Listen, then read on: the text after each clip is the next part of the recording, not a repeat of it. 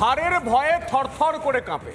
আমরা বিভিন্ন জায়গায় শুনেছি, এবার হয়তো আমরা দেখতে চলেছি।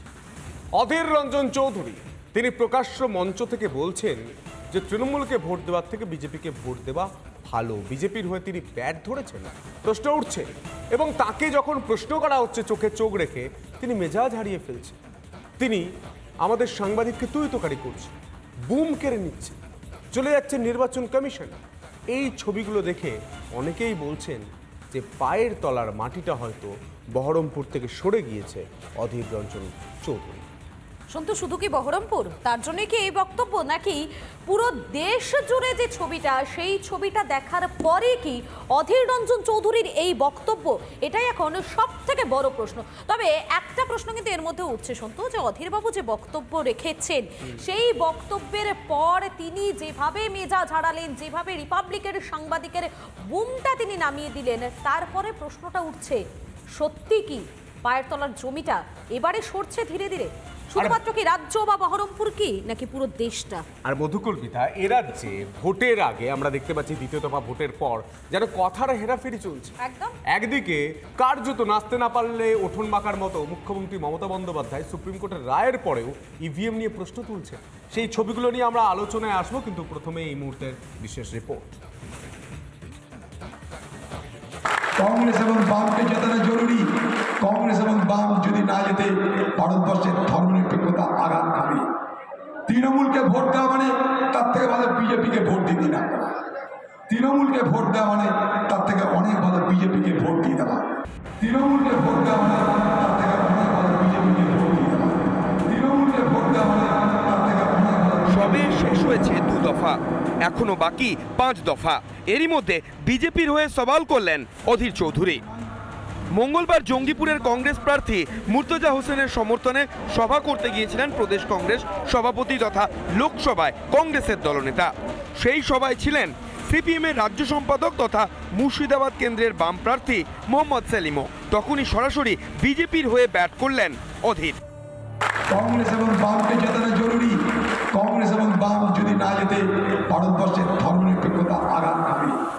তৃণমূলকে ভোট দেওয়া মানে তার থেকে ভালো বিজেপিকে ভোট দিতে না। তৃণমূলকে ভোট দেওয়া মানে তার থেকে অনেক ভালো বিজেপিকে ভোট দিয়ে দেওয়া। তৃণমূলকে ভোট দেওয়া মানে তার থেকে অনেক ভালো বিজেপিকে ভোট দিয়ে দেওয়া। বিজেপির হয়ে অধীর চৌধুরী গলা ফাটাতেই দেশ জুড়ে শোরগোল। তাহলে কি নিজের দলকেই প্রতিপক্ষ ভাবছেন না বহরমপুরের কংগ্রেস প্রার্থী? একে প্রচন্ড গরম, তারপর কংগ্রেসের গ্রাফ নেমে যাওয়া। অধীর চৌধুরী নিজের কেন্দ্রে অনিশ্চিত হয়ে গেছে। বহরমপুর কেন্দ্র থেকে বিজেপির প্রার্থী দিল্লি যাচ্ছেন। এখন অধীরবাবু নতুন নতুন সমীকরণের খোঁজ করছেন, তো তার অঙ্ক, তার ভোট কাটাকাটির হিসাব, এগুলো নিয়ে মানুষ খুব একটা চিন্তা ভাবনা করছে না, আর আমাদেরও খুব একটা উৎসাহ নেই। উনি মনে করতে পারেন, আমি মনে করি গোটা দেশের জন্য সবচাইতে বেশি বিপজ্জনক রাজনৈতিক দল হচ্ছে বিজেপি, যারা দেশটাকে বেঁচে দিচ্ছে। এবং সেই বিজেপিকে পশ্চিমবাংলায় নিয়ে আসার জন্য এবং বাংলাকে যেভাবে সর্বনাশ করা হয়েছে, লুঠের রাজত্বে পরিণত করা হয়েছে, তৃণমূল একই অপরাধে অপরাধী। যেটা আমরা বারবার বলছি যে এই বাংলায় বিজেপির অন্যতম বি টিম হচ্ছে প্রদেশ কংগ্রেস সভাপতি অধীর চৌধুরীর নেতৃত্বাধীন কংগ্রেস। গতকাল আমরা দেখলাম যোগী আদিত্যনাথ প্রচারে এসে অধীর রঞ্জন চৌধুরীর উদ্দেশ্যে কোনো কথা বললেন না। আর আজকে দেখলাম অধীরবাবু প্রকাশ্যে বলছেন যে তৃণমূলকে ভোট না দিয়ে বিজেপিকে ভোট দাও। সুতরাং তারা কত বড় যে আঁতাতে চলছে এটা জলের মতো পরিষ্কার হয়ে গেল। নরেন্দ্র মোদীর গ্যারেন্টিতে বাড়ছে বিশ্বাস, আস্থা। ইতিমধ্যেই ভেঙে খান খান ইন্ডি জোট। প্রধানমন্ত্রীর সামনে বেসামাল বিরোধী শিবির। এই অবস্থায় বিজেপির স্তুতি অধীর চৌধুরীর মুখে। তাহলে কি দেয়াল লিখন পড়তে পারছেন লোকসভায় কংগ্রেসের দলনেতা? হার বুঝেই সওয়াল করলেন গেরুয়া শিবিরের হয়ে। যখন এইসব নিয়ে প্রশ্ন উঠছে তখন রিপাবলিকের প্রশ্নে মেজাজ হারালেন অধীর চৌধুরী।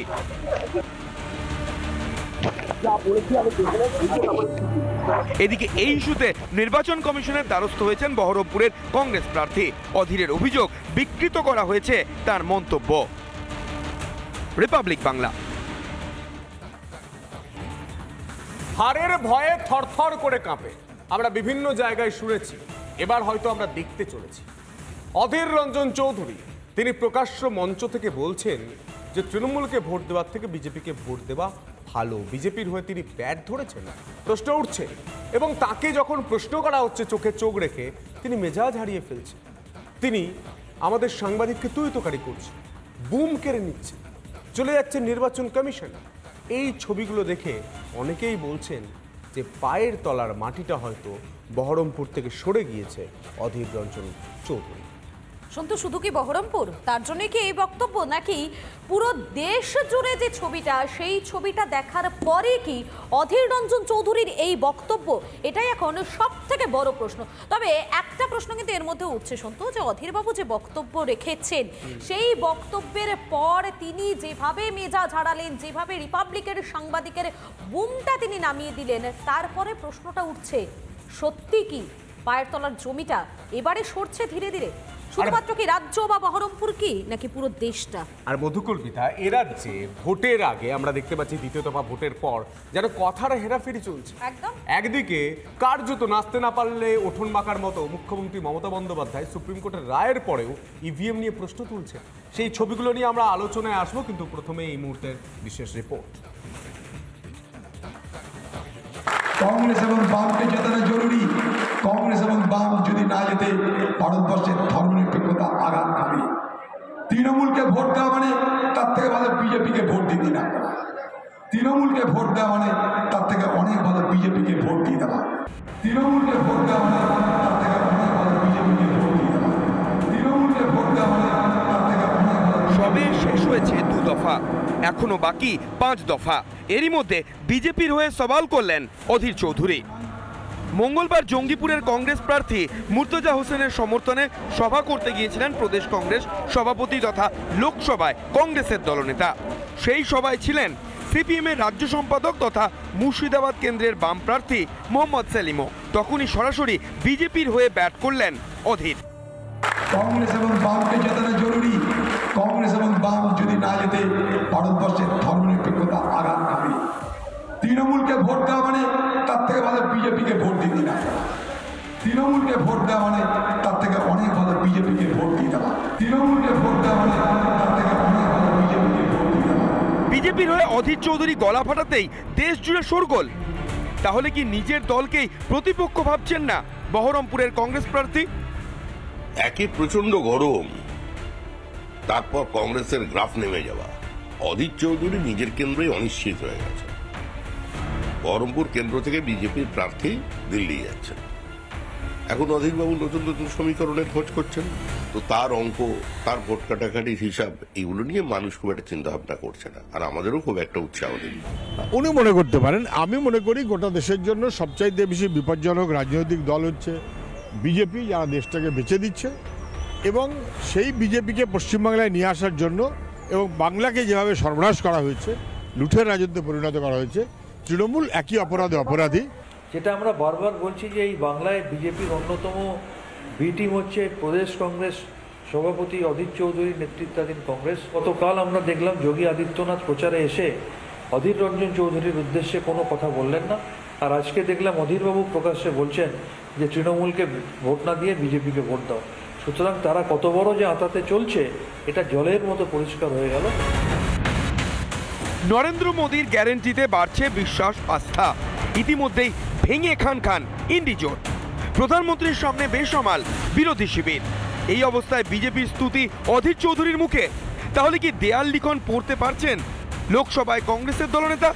হার বুঝেই সওয়াল করলেন গেরুয়া শিবিরের হয়ে। যখন এইসব নিয়ে প্রশ্ন উঠছে, তখন রিপাবলিকের প্রশ্নে মেজাজ হারালেন অধীর চৌধুরী।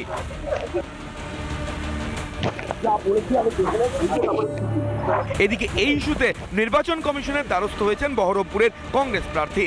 অধীরের অভিযোগ বিকৃত করা হয়েছে তার মন্তব্য।